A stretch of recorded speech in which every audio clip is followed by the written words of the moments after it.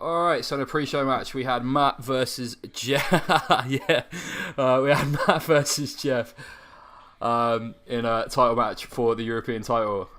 77. Not bad at all. Matt 76 and Jeff of 72.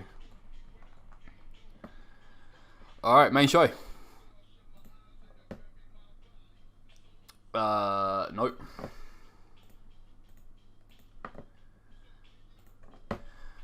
Alright, so the main show. Vince McMahon's hit the ring and he announces to the world that not only has he crushed WCW, his main competition, but he also has rights to all the contracts of the stars that had contracts originally with Time Warner. So meaning that superstars like Sting and Bill Goldberg will now be under his control. And he's called out the entire roster to the ramp for his big announcements. The first announcement is that all WCW titles are now officially null and void and retired, except for the WCW World Heavyweight title, which will now be rebranded the WWF World Heavyweight title, with Stone Cold's championship being the prestigious WWF title. This title will also be vacated, and Booker T will have to earn it back under the WWF brand.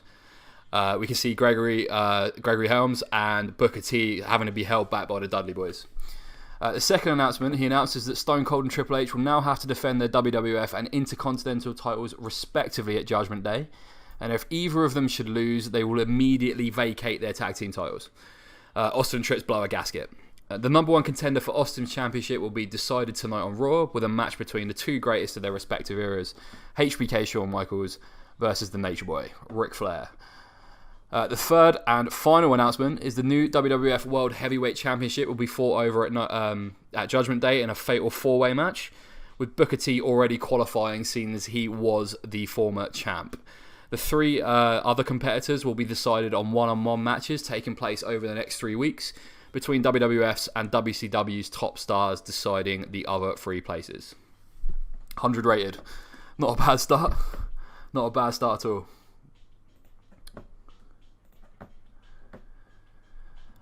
Then we have a hardcore triple threat match for just a hardcore triple threat match, between Raven and Tommy Dreamer and Al Snow, and Raven picks up the win in a 68 rated match. That's pretty good actually, considering it's hardcore.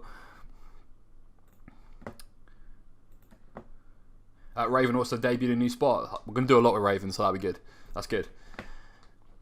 Third segment, Triple H is pacing backstage with Shane McMahon, and he's fuming at how Vince has screwed him and Austin when they are confronted by Chris Jericho and Chris Benoit. Chris Jericho doesn't know what Hunter is so hot about. Everyone knows he just sees his IC title as a demotion, and it makes him sick. He says he's going to restore honour and dignity to that title at Judgment Day. Benoit agrees, but says it would be best that if he takes the title, because he's a superior grappler. There's a moment of tension before Shane McMahon tells them both that if they want Triple H at No Way Out, they're going to have to earn it tonight by seeing off WCW tag competition and the Steiner brothers. 90 rated. Decent. We then get a first look at Rey and Jushin as a tag team in WWF in a 73 rated match against Kai En Tai. That's decent. Rey Mysterio 82 already. Rey Mysterio and Jushin have excellent chemistry. Would you believe it? Awesome. 73 rated match.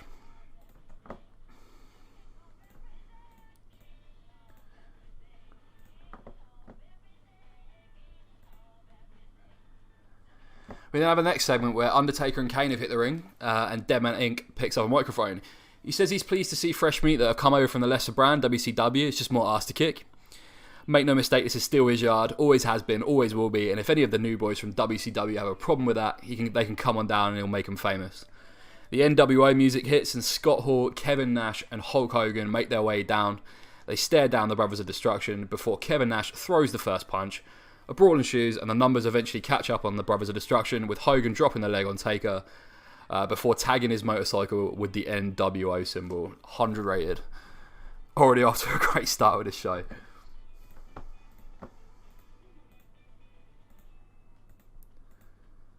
Alright, not bad gimmicks. Not great, but not bad. Next segment, we got the Tori Wilson and Trish Stratus bra and panties match. Goes for a 71. That's not too bad. Trish did an 86, Tori did a 56. That's fine. Trish obviously picks up the ring by tying Tori to the ropes. She's now with her own hair, and now she's the number one contender for China's title. 71. We then have Chris Jericho and Benoit versus Scott and Rick Steiner. Benoit and Jericho pick up the win when Rick Steiner taps to the walls of Jericho and the crossface simultaneously. They both look happy, but they can be seen bickering about which hold Rick tapped to before they are jumped by their brothers and slammed through an announce table. 82, not bad at all. Rick's just awful, really bad, 59. But everyone else actually did really well. Scott with an 88, that's really good. I'm chuffed with that.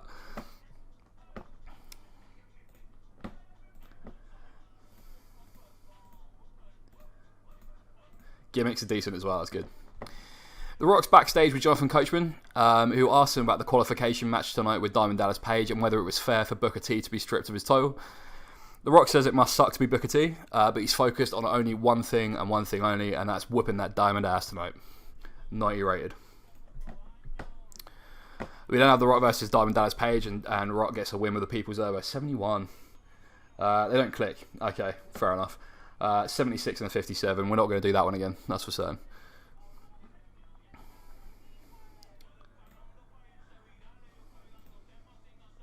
We then have HBK versus Ric Flair to be #1 contender for Steve Austin's title at Judgment Day.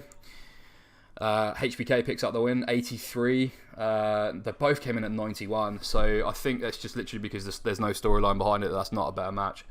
But that's good. 83, decent.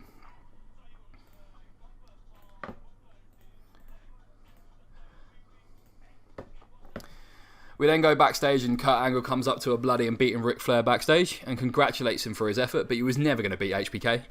His days are long gone and he's hardly a gold medalist. I mean, anyone can sell tickets in Charlotte. Ric Flair loses it, beats down Kurt and slaps in a figure 4 lead lock before being broken up by security. 85 rated, decent. We then have the final segment of the night where Steve Austin is in his locker room with Triple H and he's throwing chairs and beer cans all around the place. Triple H tells him to call it before he makes him. They both get in each other's faces before the Rattlesnake tells him he better be on his game at Judgment Day because if he loses the tag team titles because of his incompetence, there's going to be hell to pay. 88 rated. 87 for a first try.